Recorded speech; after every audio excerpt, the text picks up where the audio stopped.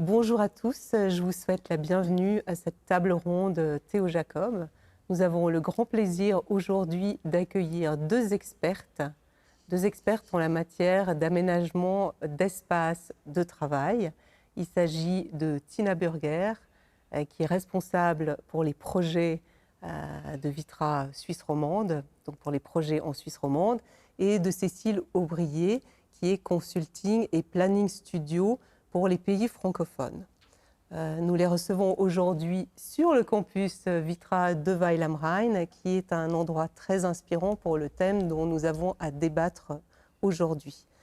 Peut-être quelques petites informations pratiques tout d'abord. Vous avez, chers participants, l'occasion d'envoyer des questions sur notre site, sur l'adresse qui apparaît en bas de l'écran. En tout temps, vous pouvez poser des questions auxquelles nous répondrons tout à l'heure. Notre conférence va durer 30 minutes et à l'issue de cette conférence, on pourra prendre quelques minutes pour répondre à vos questions. Nous démarrons tout de suite avec la première question à Tina Burger. Donc, nous avons expérimenté pendant le confinement le télétravail, presque pour tout le monde, en tout cas pour une grande partie des gens qui travaillaient avant dans l'administratif, dans les bureaux par exemple. Quel est le challenge maintenant pour les entreprises après la pandémie pour faire revenir tous ces collaborateurs au travail? À quoi est-ce que les dirigeants sont confrontés? Qu'est-ce qu'ils devront dépasser et changer dans leur organisation pour être prêts à accueillir ces collaborateurs qui reviennent?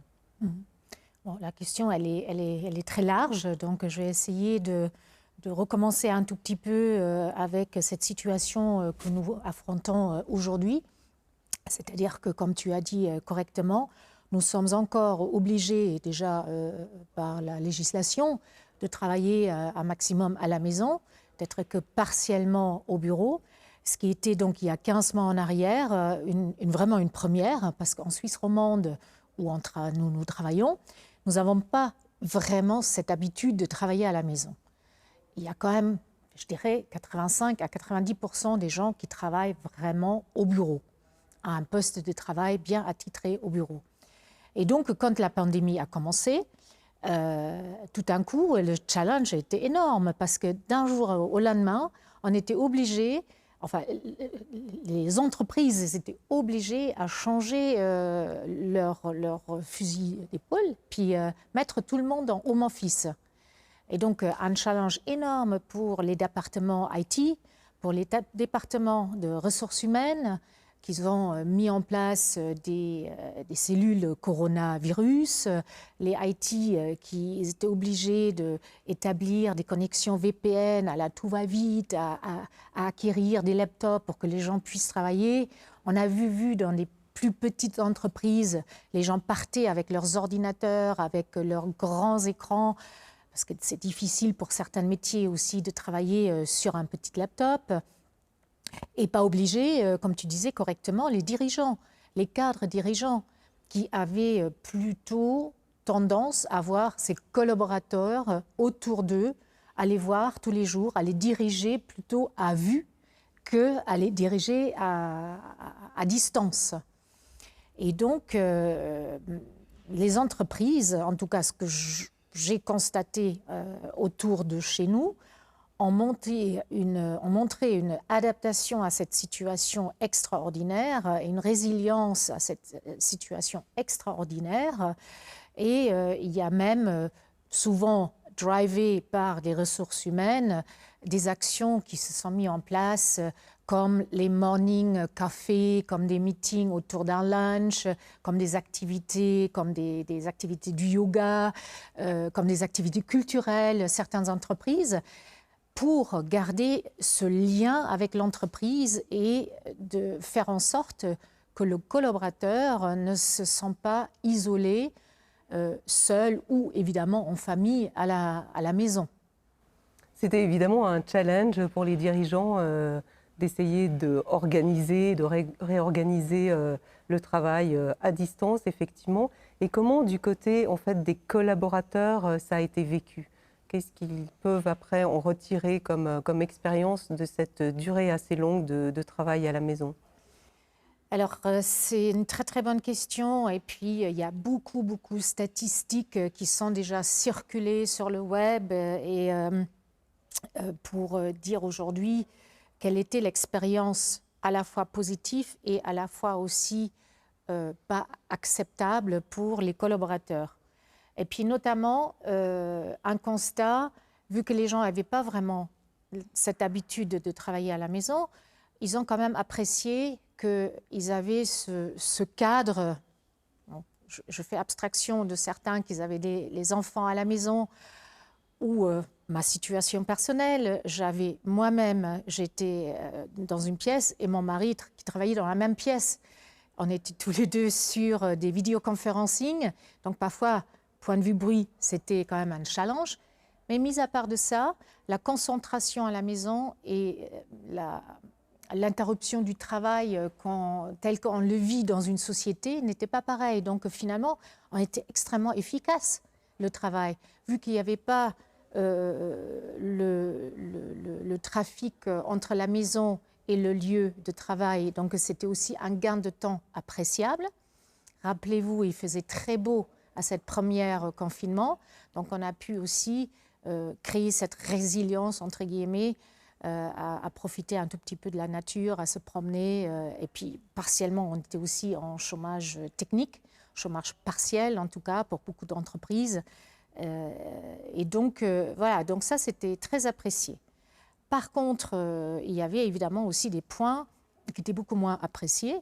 Et donc, la famille, c'est une chose, mais l'entreprise, c'est quand même aussi, je risque de dire un échappatoire. Je n'utilise peut-être pas le mot très correct, mais c'est comme un échappatoire aussi parfois de dire, voilà, j'ai ma vie de famille, mais aussi j'ai une vie sociale qui est à part et qui est dans l'entreprise. Et l'entreprise, je pense que les gens, ils se sont rendus compte quelle responsabilité ils ont envers leurs collaborateurs et à quel point le manque de la sociabilisation, le manque de social, le manque des échanges, le manque d'être avec des collègues autour d'un café le matin, mis à part juste les voir, ces collègues, à quel point c'est important aussi. Et ça, c'est effectivement les points cruciaux qui ont énormément changé pendant cette pandémie. Et on ne se rend même pas compte, parce que le futur va nous montrer quelles sont des conséquences et qu'est-ce qui va se passer après. Et justement, ça c'est la question suivante, Tina, qu'on peut se poser. C'est comment est-ce on envisage le retour de tous ces collaborateurs dans les différentes entreprises? Qu'est-ce qui va concrètement se passer?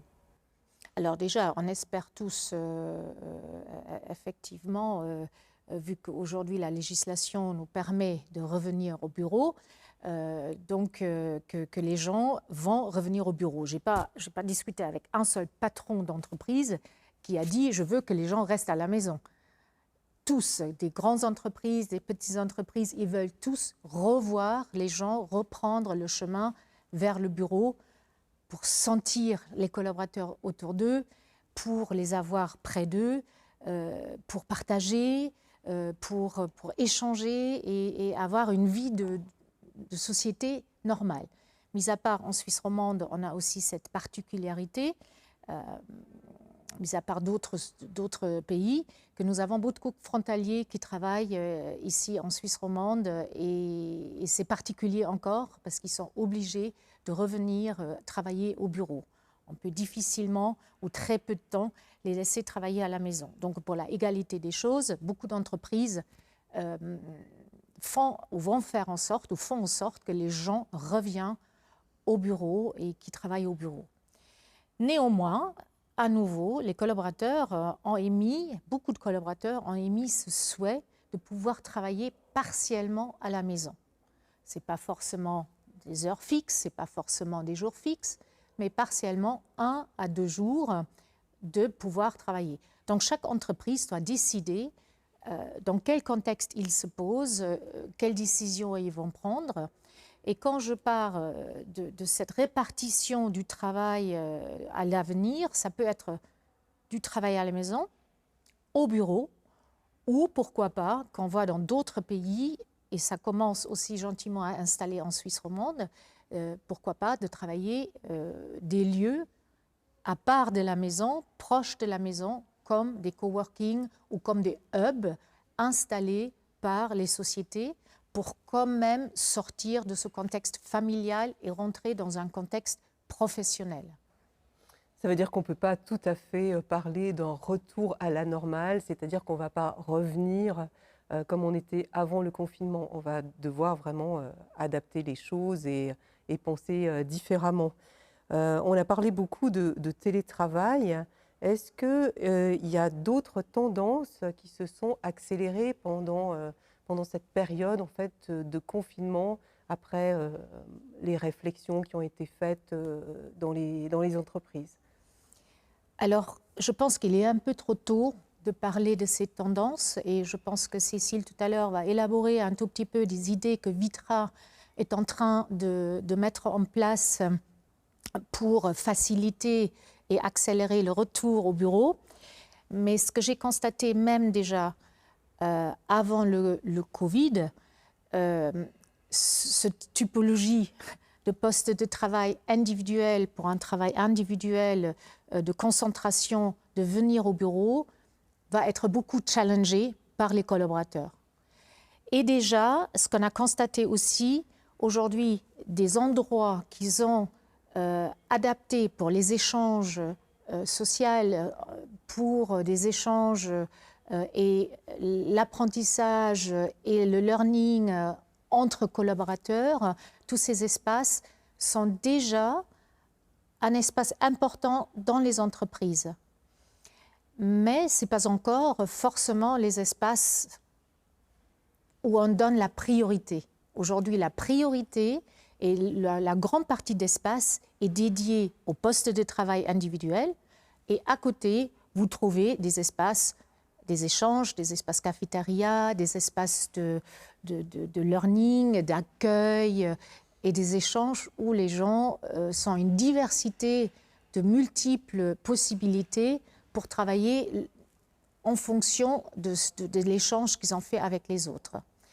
Et je pense que Cécile va repartir aussi là-dessus, que ces types d'espaces vont se multiplier par rapport à ce que nous avons déjà habitude de voir ici en Suisse romande, dans des grandes entreprises qui sont déjà ces espaces sociaux, mais qui, à mon avis, vont encore se multiplier et se diversifier encore plus qu'aujourd'hui.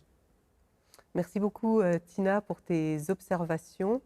Et on a bien compris, donc il y a beaucoup de changements en perspective pour le monde du travail, plus précisément pour les managers et pour les collaborateurs qui y travaillent.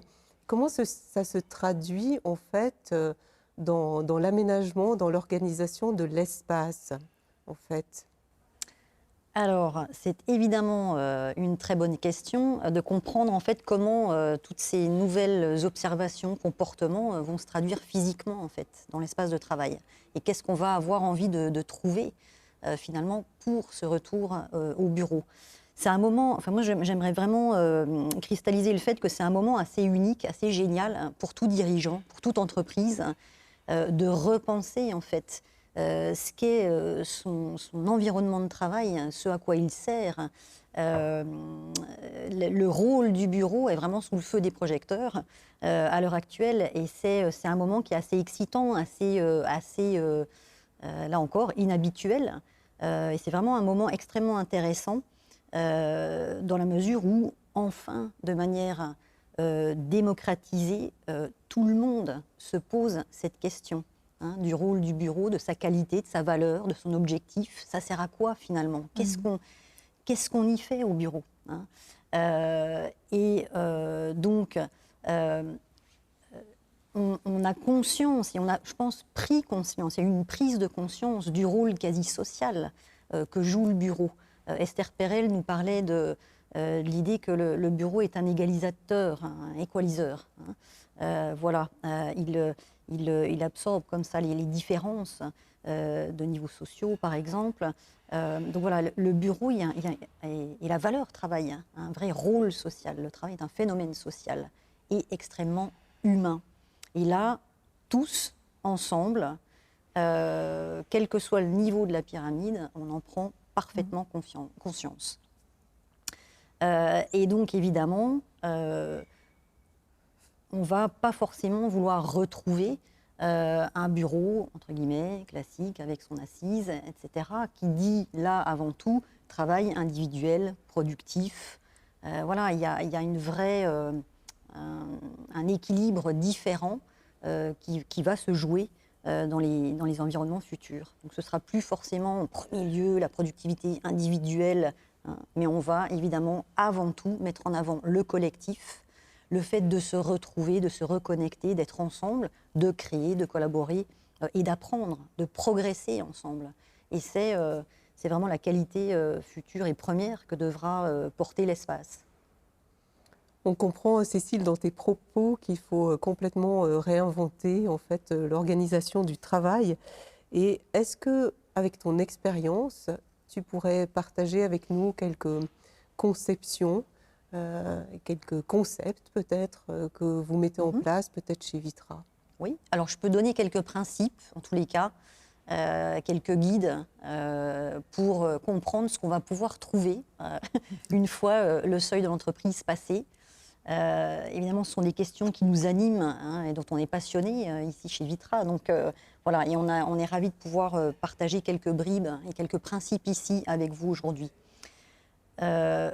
Donc l'une des premières idées, en fait, c'est que voilà, le bureau doit être comme une sorte d'aimant attractif pour réattirer les gens au bureau, les reconnecter.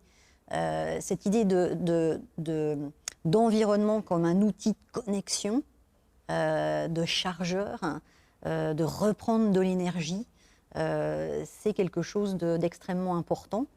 Voilà, de reconnecter les gens entre eux, de reconnecter les gens à l'organisation, de bénéficier de l'énergie du groupe, hein, et du collectif. C'est pour ça qu'on adore venir au bureau, en fait. C'est retrouver les autres, c'est bosser ensemble, c'est voilà, et servir un but commun, un objectif commun. Voilà. Et donc, c'est vraiment ça. Donc, comment est-ce que finalement, cet environnement, comme un aimant, comme une connexion, va être articulé? On pense qu'il y a 3 axes importants à considérer.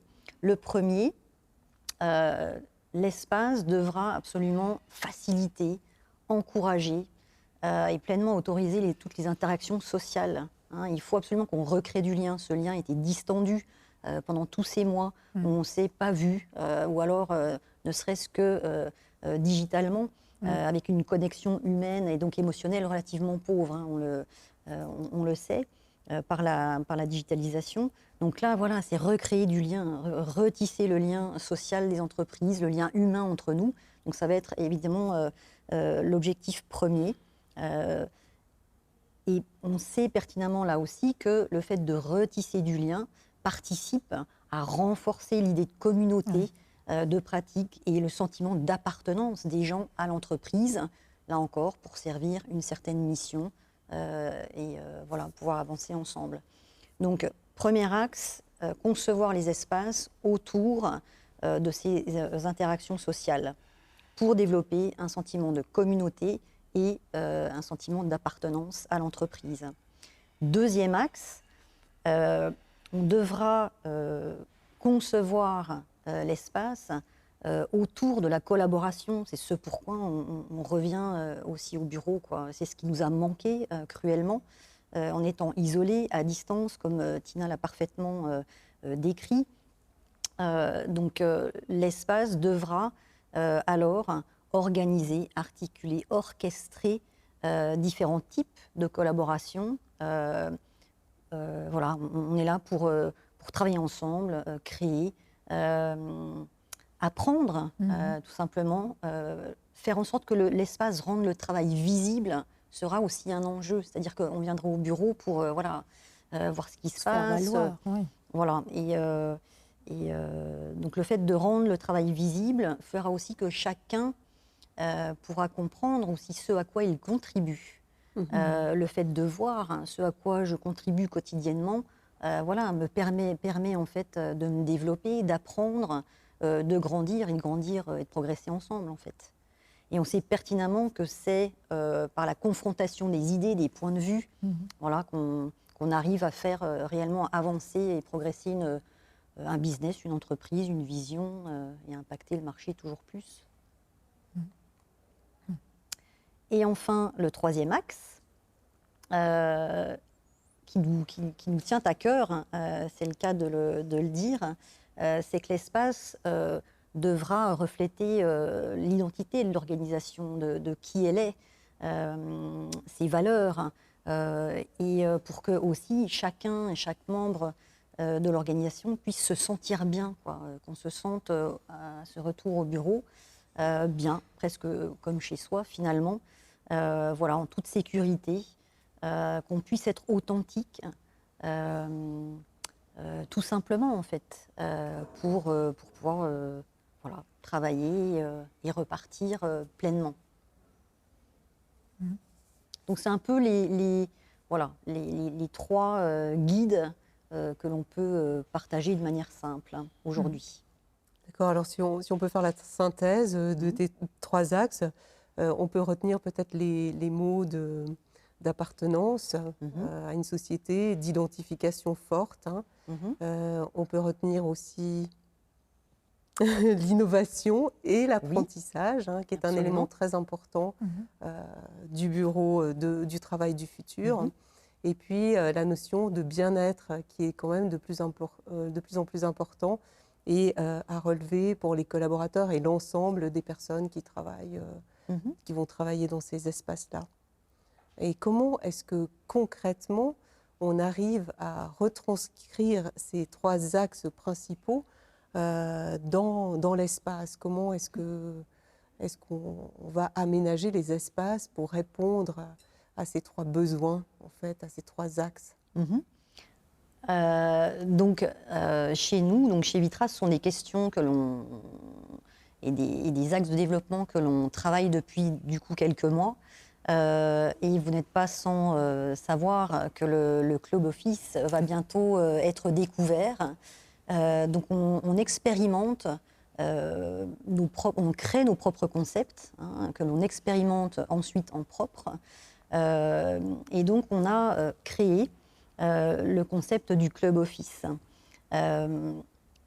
pour pouvoir justement revenir au bureau et assurer cette continuité et cette progression en fait de notre activité. Si l'on devait donner une définition, on partagerait celle en fait de Nora Felbaum, notre dirigeante, qui parle du Club Office comme de la maison de notre organisation, dans laquelle va se traduire de manière physique, tangible, réelle, notre identité, de manière unique et authentique. Et ce sera un lieu en fait où la collaboration, l'innovation et ce sentiment d'appartenance seront les maîtres mots. Donc comment est-ce que ça va s'articuler? Je peux en dévoiler quelques aspects, même si on vous invitera bien sûr rapidement le 10 juin à venir le découvrir ensemble. Donc le club office, l'idée même du concept du club office s'articulera en gros autour de deux grandes zones. Une zone qui sera ouverte quasi à tous, dédiée à la socialisation, au fait que les gens se reconnectent aux interactions sociales, à la spontanéité des échanges, au fait de comprendre, de prendre le pouls un peu de l'activité, de comprendre les projets qui s'y passent. Il y aura une certaine transparence et ouverture de ces espaces. On pourra voir, être vu. Ce sera vraiment un endroit où on adorera aller. On imagine quelque chose de relativement vivant, actif. Il y aura de l'animation. Et potentiellement je reviendrai au siège, j'aurai à cœur de revenir directement sur cette premier espace de socialisation. Et puis une deuxième zone, un deuxième domaine qui sera dédié vraiment à la collaboration et à l'apprentissage. Encore une fois, on reviendra au bureau pour bosser ensemble, pour servir un sujet commun, un objectif commun, une vision commune, une mission commune qui est celle de Vitra aujourd'hui. Et donc, le fait d'être ensemble, c'est vraiment l'idée de créer de nouvelles idées, chercher de nouveaux clients, de nouveaux business. C'est comme une stimulation, en quelque sorte. C'est absolument une stimulation, une émulation, on pourrait dire, collective. Voilà. Donc, il faudra vraiment des espaces dédiés à ce type d'activité et en belle proportion. Est-ce que tu penses que c'est un concept qui peut s'appliquer à tout type d'entreprise, quelle que soit leur taille? Oui, alors absolument. Après, à chacun, en fait. Il n'y a pas, encore une fois, il n'y a pas de formule magique, il n'y a pas d'équation parfaite ou toute faite. Chaque entreprise, chaque organisation devra passer par ce questionnement et pour vraiment couturer, inventer, créer son propre club office. Il n'y a pas de copier-coller valable. Chaque organisation devra créer, imaginer son propre club office ou l'interprétation qu'elle pourra en avoir. Ça veut dire que pour les entreprises, il s'agit maintenant de développer quand même beaucoup de créativité pour imaginer le travail du futur. Et en ce cas, on peut aussi, et Vitra peut aussi être d'une aide pour les entreprises qui le souhaiteraient et qui souhaiteraient développer des concepts qui soient proches du club office. D'ailleurs, on se réjouit de pouvoir découvrir ce club office. Donc, on va inviter aussi naturellement les participants à ce moment à nous rejoindre pour le 10 juin. Donc, un lien va être visible aussi sur nos pages. Donc, vous pouvez tout à fait vous inscrire et participer. Et dès que ça sera ouvert physiquement, je vous invite aussi naturellement à venir sur le campus Vitra, qui, outre d'autres bâtiments et d'autres choses très intéressantes à voir, va proposer des visites sur ce club office qui va... Tu voulais rajouter quelque chose? Oui. On va quand même encore dévoiler un peu de détails. Et effectivement, dans cette première zone de socialisation, pour recréer du lien entre les personnes, on va notamment trouver des espaces de type café, lounge, pour connecter les gens entre eux, favoriser, encourager ces échanges informels qui nous auront à tous manqué. On va pouvoir trouver des espaces où on peut se retirer un petit peu, être un peu plus en intimité dans des espaces type bibliothèque, ou alors démarrer déjà sa journée voilà, au milieu de tous, autour d'une table communautaire. Et puis, dans la deuxième zone, donc dédiée vraiment à la collaboration et à l'apprentissage, on va retrouver des espaces extrêmement variés qui vont permettre différents types de collaboration, que ce soit des espaces de type atelier qui vont encourager, favoriser, faciliter en fait toutes les activités créatives, d'expérimentation, de création d'idées, ou des salles de réunion peut-être plus classiques, ou d'autres types d'espaces communs, collectifs. On peut vraiment tous se retrouver, échanger, partager et grandir ensemble. Donc c'est en gros les deux grands domaines et zones que l'on trouvera dans le club office, et également une troisième qu'on sous-estime toujours et qui finalement, de par cette crise, a été mise en valeur, c'est les extérieurs en fait. Et on pense que les extérieurs ont également un rôle à jouer dans la journée de travail. L'extérieur, c'est une certaine qualité d'air. Voilà, on peut, ça participe aussi au bien-être. Être dehors, on est au contact avec la nature. On sait que la nature apaise, peut participer au fait de se ressourcer, voilà, et de participer au bien-être de chacun. Donc voilà, il y a aussi cette notion d'extérieur qui est tout à fait intéressante en fait à investiguer et explorer. Voilà. Donc on aura aussi un traitement particulier d'un jardin à l'extérieur.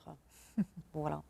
C'est vraiment un programme vraiment intéressant, tout à fait Oui. intéressant, et qui augure vraiment des possibilités qu'on a et de l'envie qu'on a de dépasser cette manière qu'on avait de travailler avant pour aller vers quelque chose de beaucoup plus ouvert.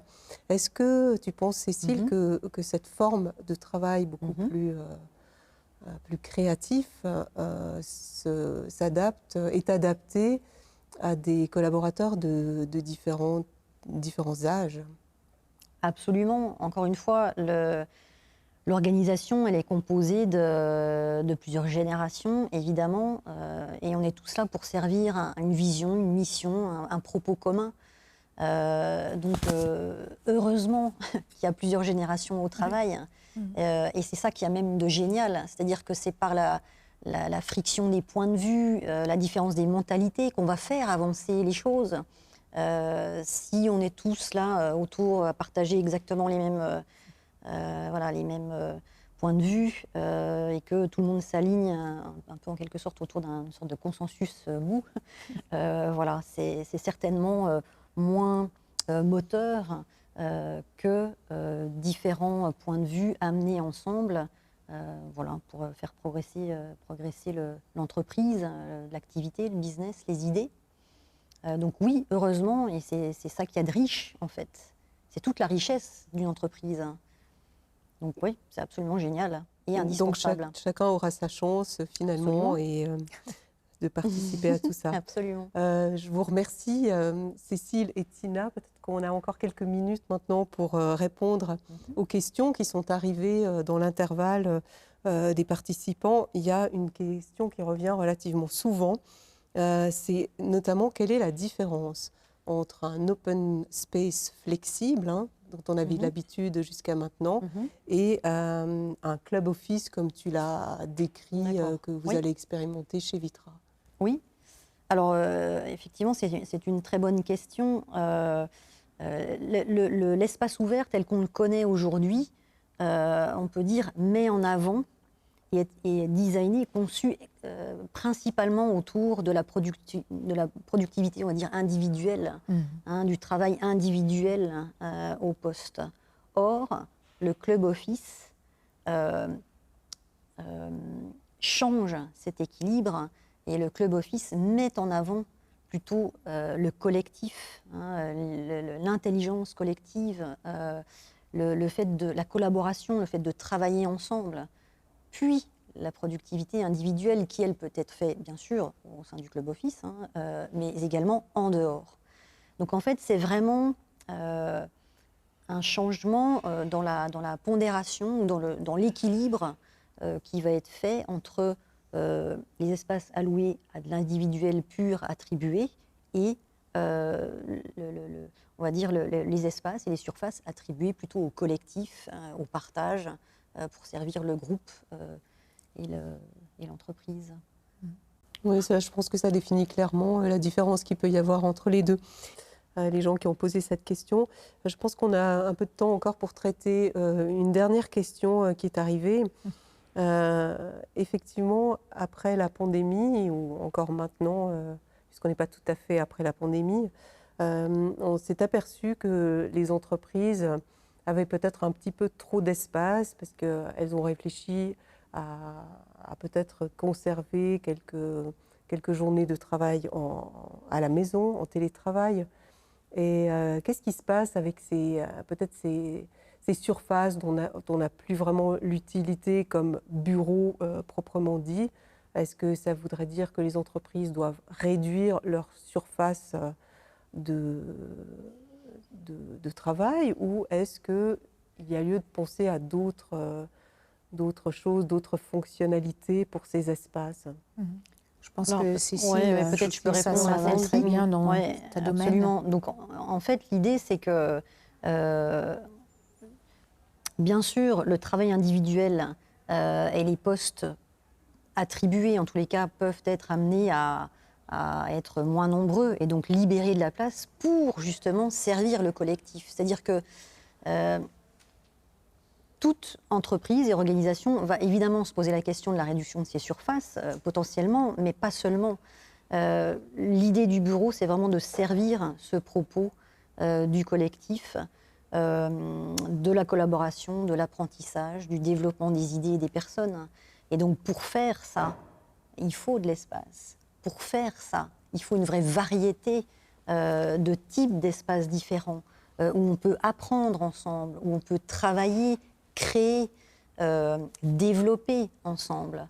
Donc, c'est plus tant, encore une fois, le tropisme, en fait, n'est plus tant sur le poste individuel en tant que tel attribué, mais plutôt le curseur se déplace et on est avant tout tourné, et tout dirigeant, en tous les cas, est tourné. Et même nous, collaborateurs, voilà, on a à cœur de travailler avec les autres, en fait, pour avancer ensemble. Donc il faut des espaces pour faciliter ce travail collectif sous toutes ses formes. Donc le message est clair pour les entreprises, c'est garder les espaces de travail et ne réduisez pas pour pouvoir... Encore une fois, il n'y a pas de dogme, il n'y a pas de... Chaque entreprise va se questionner et chaque entreprise va voilà, trouver son chemin en fait, dans ce nouveau contexte et dans ces nouvelles conditions qui sont encore une fois complètement uniques, inédites. Donc on ne sait pas, il y a encore plein de choses qu'on ne sait pas. On imagine, donc chez Vitra, on imagine que le club office, ce sera vraiment un élément moteur, fédérateur, mais peut-être que pour une autre organisation, ce sera peut-être une autre réponse ou voilà, une autre interprétation de son propre club office.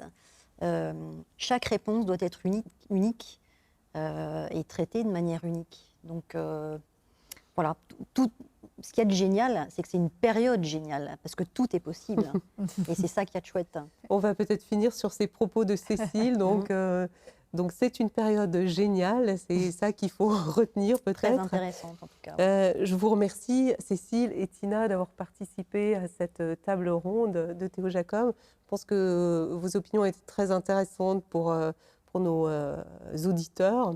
Et je rappelle que vous pouvez continuer à poser des questions et que nous allons vous répondre par mail après avoir naturellement demandé l'avis de nos expertes qui seront un plaisir de nous aider à vous répondre. Donc voilà, ça se termine. Merci de nous avoir suivis et nous restons à disposition naturellement pour toutes vos questions. Et une bonne journée à tous. Merci beaucoup. Merci Michel. À toi. Merci. À vous. Au revoir. Au revoir.